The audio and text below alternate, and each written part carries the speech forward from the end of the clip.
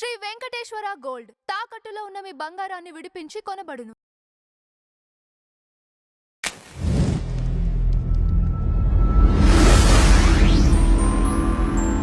నమస్తే అండి, welcome to tree media. మనతో పాటు బ్రహ్మశ్రీ వెన్నంపల్లి నిశాంత్ శర్మ అవధాని గారు ఉన్నారు.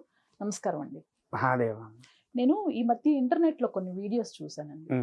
ఆ వీడియోస్ లో ఒక ప్రొఫెసర్ లాగా ఒక అతను, కొంచెం ఓల్డ్ ఏజ్ పర్సన్, 70 years అలా ఉంటాయి, అతను ఒక సెమినార్ లాగా కండక్ట్ చేస్తూ, ఇదిగో 2 years లో మీకు ఈ వశీకరణ విద్య వచ్చేస్తుంది, మీరు ఎవరినైనా సరే మెస్మరైజ్ చేయొచ్చు అని చెప్పేసి కొన్ని వీడియోస్ చేస్తున్నారు. అసలు ఏంటి ఈ వశీకరణ విద్య అనేది ఉంటుందా? నిజంగానే ఉంటే ఎంత టైం పడుతుంది? ఒక మనిషిని వశం చేసుకోవటం అనేది సాధ్యమవుతుందా? 100కి 100% సాధ్యం తల్లి.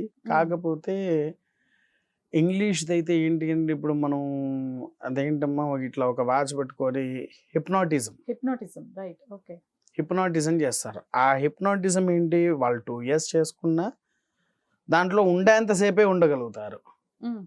ఒకసారి దాంట్లో నుంచి మెలకు వచ్చింది అని అంటే బయటపడిపోతారు. సో హిప్నోటిజం వేరు, వశీకరణం వేరు. ఓకే, వశీకరణం అంటే తల్లి, మీరు వశీకరణం అన్నారు కాబట్టి నేను మీకు ఒకటి ఓపెన్ చేసి చూపిస్తా.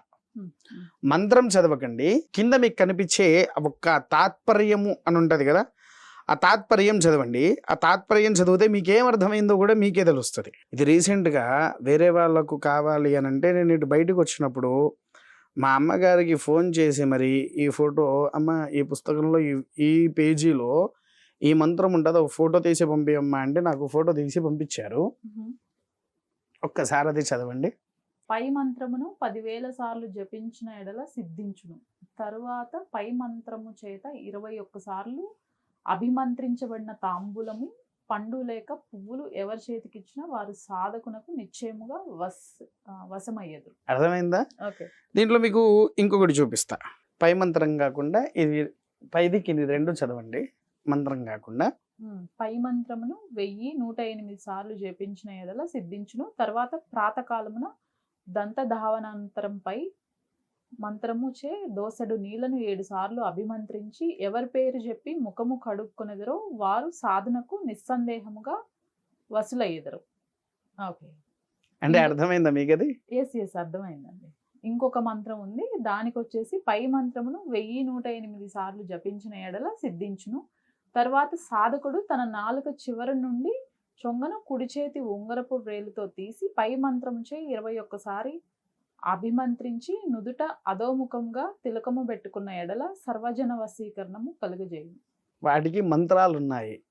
మీరు గోరోజనము పేరు వినే ఉంటారు. గోరోజనం ఎక్కువ ఉన్నది రా అంటారు. అసలు గోరోజనం అంటే ఏంటో తెలుసు మీకు? వశీకరణానికి వాడే శక్తి గల ఒక ఆయుధం అది గోరోజనము అని.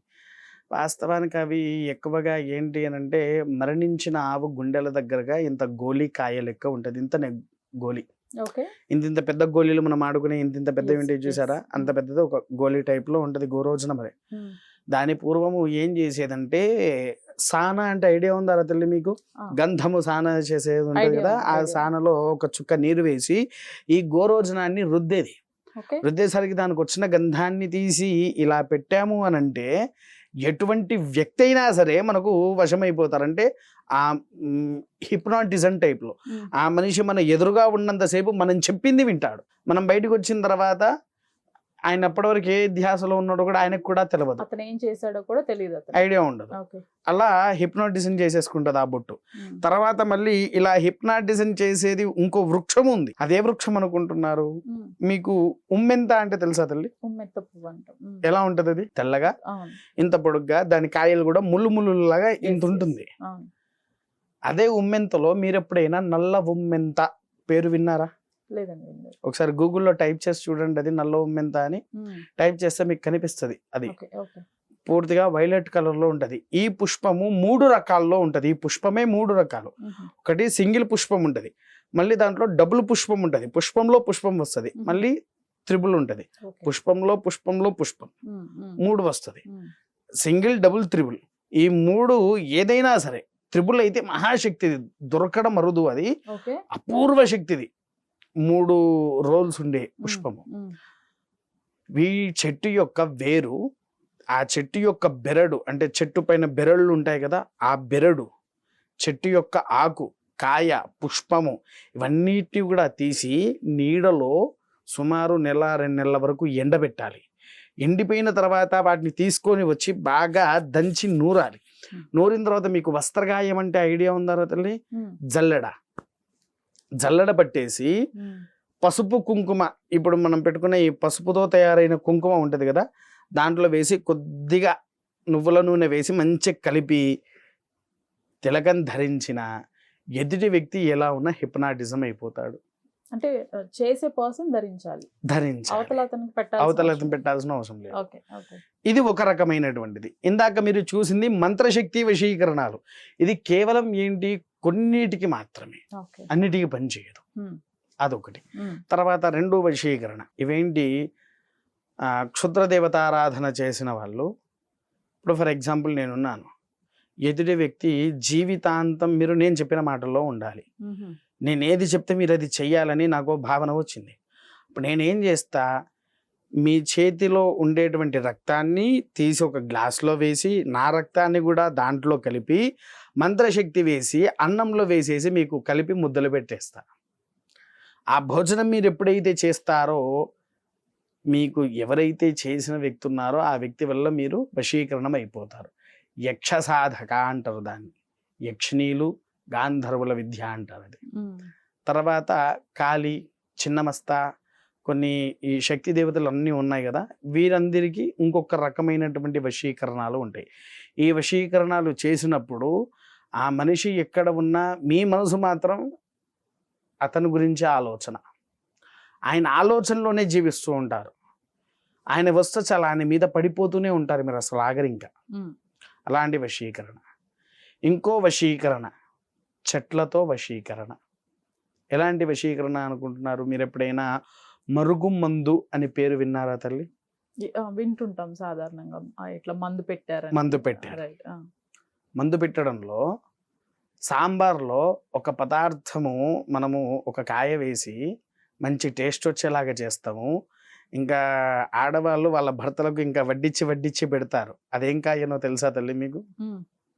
ఐడియా ఉందా? లేదండి. మునక్కాడ. Okay okay. మునక్కాయ తెలుసు కదా తల్లి? తెలుసు.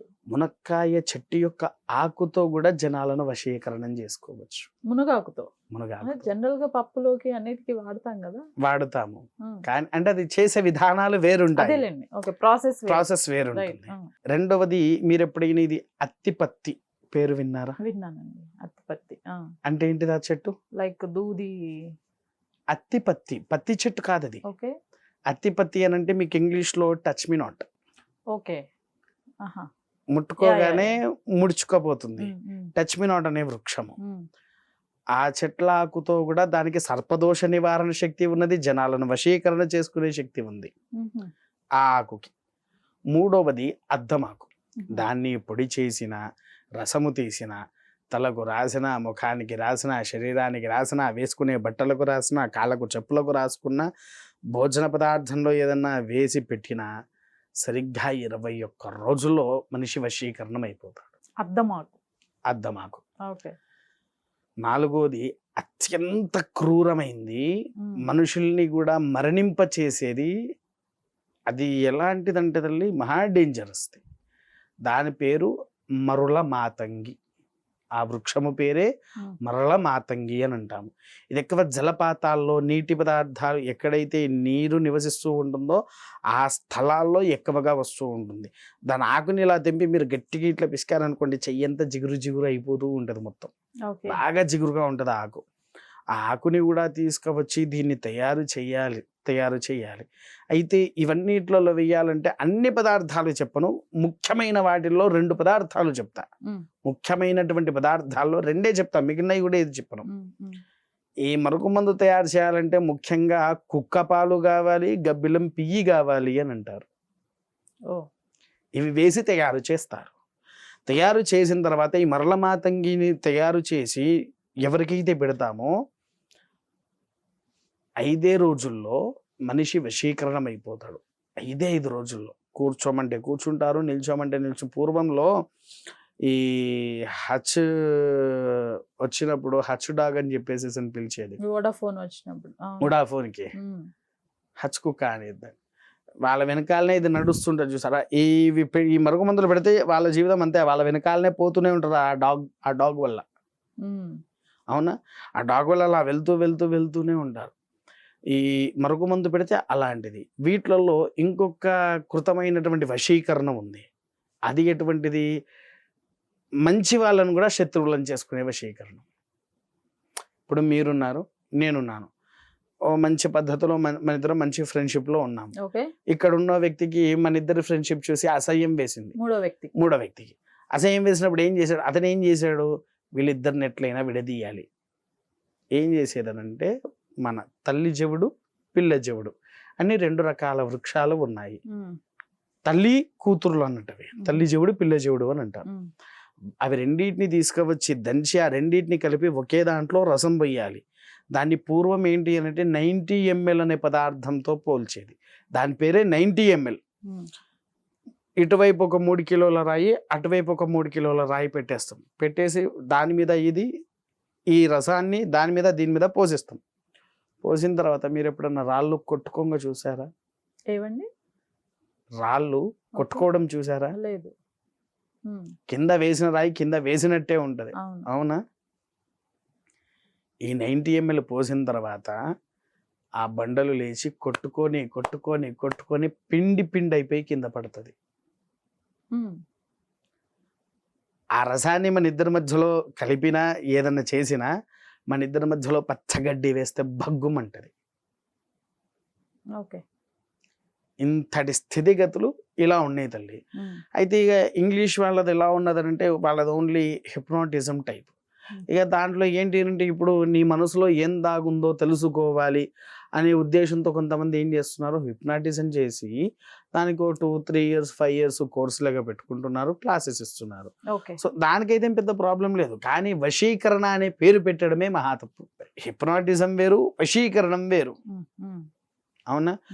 ఈ వశీకరణ రూపాల్లో ఇక తర్వాత ఇవన్నీ ఒక రకాలు కదా. ఈ వశీకరణమైన వాళ్ళకు ఎలాంటి నష్టాలు ఉంటాయి? విపరీతమైనటువంటి కాళ్ళ నొప్పులు, విపరీతమైన తలనొప్పి, విపరీతమైనటువంటి శరీరం అసలు కదలనీయకుండా చేసే నొప్పులు వస్తాయి. లాస్ట్కి చెప్పిన ఈ మరలమాతంగి అనే వృక్షం ఉంది చూసారా? ఆ వృక్షాన్ని యొక్క ఆకులు పెడితే ఈ పొట్ట ఇలా ఇలా ఇలా ఇలా ఇంతవరకు బుద్ధి ఇంత ఉబ్బేసి పైన మొత్తము ఆకుపచ్చగా నరాలు తేలుతూ ఉంటాయి. ఇక ఫైనల్ స్టేజ్ రాగానే ఇలా వచ్చిన ఈ కడుపు ఇలా అయిపోతుంది, పగిలిపోయి లోపల ఉండేదంతా బయటపడిపోద్ది, చనిపోతారు. తర్వాత ఈ మందులు పెట్టిన వాళ్ళ శరీరము చనిపోయిన తర్వాత ఏం చేస్తాము తల్లి? కాల్చేస్తాం కదా. కాలిన తర్వాత ఆ యొక్క బూడిదను తీయడానికి కోసం పోయినప్పుడు ఏ స్థలంలోనైతే ఈ మరుగుమందు ఉంటుందో ఆ స్థలము పెట్టినప్పుడు ఎంత పచ్చిగా ఉందో, కడుపులో ఉన్నప్పుడు ఎంత పచ్చిగా ఉందో, అంత కాలి బూడిదైపోయిన తర్వాత అంత వేడికి కూడా అంతే పచ్చిగా ఉంటుంది. ఓకే.